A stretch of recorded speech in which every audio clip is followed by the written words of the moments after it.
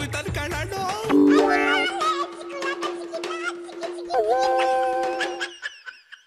ನನಗೆ ಡೆಲ್ಲಿಯಿಂದ ಫೋನ್ ಬಂತು. ಬಿಜೆಪಿಯಿಂದ ಯಾರಿಂದ ಬಂತು ನಾ ಹೆಸರು ಬೇಡ ಈಗ ಹೇಳ್ತಾ ಇದ್ದಾರೆ. ಡೆಲ್ಲಿಯಿಂದ ಇನ್ನೊಂದು ಫೋನ್ ಇದ್ದಾನೆ, ನೀವು ಡೆಪ್ಟಿ ಸಿಎಂ ಆಗ್ತೀರಾ ಇಲ್ಲ ಜೈಲ್ಗೆ ಹೋಗ್ತೀರಾ, ಎರಡರಲ್ಲೊಂದು ಆಯ್ಕೆ ಮಾಡಬೇಕು. ಏನ್ಲ ದೀಪಾವಳಿ ಇನ್ನೂ 4 ದಿನ ಇದ್ದಂಗೆ ಪಟಾಕಿ ಹೊಡಿತೈತೆ ಡಿಕೆ. ಯಾರ ಬಿಜೆಪಿಯೋ ಫೋನ್ ಮಾಡಿದ್ದು ಇದಕ್ಕೆ?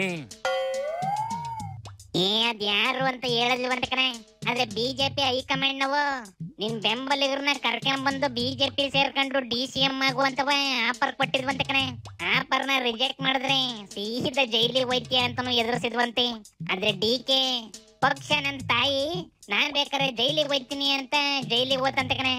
ಹೇಳ್ತಾ ಇದ್ದಾರೆ ಡೆಲ್ಲಿಯಿಂದ ಇನ್ನೊಂದು ಫೋನ್ ಇದ್ದಾನೆ, ನೀವು ಡೆಪ್ಟಿ ಸಿಎಂ ಆಗ್ತೀರಾ ಇಲ್ಲ ಜೈಲ್ಗೆ ಹೋಗ್ತೀರಾ, ಎರಡರಲ್ಲೊಂದು ಆಯ್ಕೆ ಮಾಡಬೇಕು.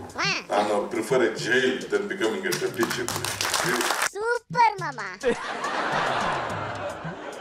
ಓಹೋ, ತಿಹಾರ್ ಜೈಲಿನ ಕತೆ ನೆನೆಸ್ಕಂತೈತೇನ್ಲ. ಹೋಗ್ಲಿ ಬಿಡಪ್ಪ, 5 ವರ್ಷ ಬಿಟ್ಟು ನೋಡಿದ್ರಿ ಅದ್ರ ಪಾರ್ಟಿಯಿಂದಲೇ DCM ಆಗೈತಲ್ಲ, ಇನ್ನೇನ್ ಬೇಕಂತಲೇ? DCM ಆದ್ರೆ ಸಾಕಿಲ್ಲ ಅಣ್ಣ, CM ಆಗದ್ ಬೇಡವಾ? ನನ್ಗೆ ಬೇರೆ ಕಡೆ ಆಫರ್ ಇದ್ರು ಹೋಗಿಲ್ಲ, ನನ್ಗೆ ಈ ಪಕ್ಷದಲ್ಲಿ CM ಬೇಕು ಅಂತವ ಇಂಡೈರೆಕ್ಟ್ ಆಗಿ ಟವಲ್ ಆಗ್ತೈತೆ ಕಣೆ. ಈ ಸಂದರ್ಭದಲ್ಲಿ ಅವರು ಹೇಳ್ತಾ ಇದ್ದಾರೆ ಅಂದ್ರೆ, ನೀವು ಮಾಡಿಲ್ಲ ಅಂದ್ರೆ ನೋಡಿ, ನೀವು ಕೊಟ್ರೆ ನಾನು ಗ್ರೀನ್ ಬಸ್ ಹತ್ತೀನಿ, ನೀವು ಕೊಡ್ಲಿಲ್ಲ ಅಂದ್ರೆ ನಾನು ರೆಡ್ ಬಸ್ ಹತ್ತೀನಿ ಅಂತ ಮೆಸೇಜ್ ಕೊಡ್ತಾ ಇದ್ದಾರೆ ಅಷ್ಟೇ. ಪಕ್ಕಾ ಮೆಸೇಜ್, ಧಮ್ಕಿ ಇದು ಕಾಂಗ್ರೆಸ್ ಪಕ್ಷವನ್ನ ಬ್ಲಾಕ್ ಮೈಲ್ ಮಾಡುತ್ತಿದ್ದಾರೆ ಅಂತ ನನಗನ್ನಿಸ್ತದೆ. ಭಾರತೀಯ ಜನತಾ ಪಕ್ಷದ ಮೇಲೆ ಅಪಾದನೆ ಮಾಡಿ ಕಾಂಗ್ರೆಸ್ ಹೈಕಮಾಂಡ್ಗೆ ಅಥವಾ ಕಾಂಗ್ರೆಸ್ ಪಕ್ಷಕ್ಕೆ ಬ್ಲಾಕ್ ಮೈಲ್ ಮಾಡ್ತಾ ಇದ್ದಾರೆ ಅಂತ ನನಗಾದ್ರೂ ಅನಿಸುತ್ತೆ. ನಿಮ್ಮನ್ನ ಕರ್ಕೊಂಡು ಬಂದು ಇಲ್ಲೇನೋ ನಾವು ಮಾಡ್ಬೇಕನ್ನುವಂಥದ್ದು ಯಾವತ್ತೂ ಬಂದಿಲ್ಲ. ಅವರು ದೊಡ್ಡವರಾಗಕ್ಕೆ, ಅವರಲ್ಲಿ ಇನ್ನೇನೋ ರಾಜಕಾರಣ ಮಾಡಕ್ಕೆ, ಅವರೇನೋ ಕ್ಲೈಮ್ ಮಾಡಕ್ಕೆ ಇವತ್ತು ಭಾರತೀಯ ಜನತಾ ಪಾರ್ಟಿ ಅಥವಾ ಸಂಘದ ಹೆಸರನ್ನ ಯಾರಾದ್ರೂ ದುರುಪಯೋಗ ಮಾಡ್ಕೋಬಹುದು.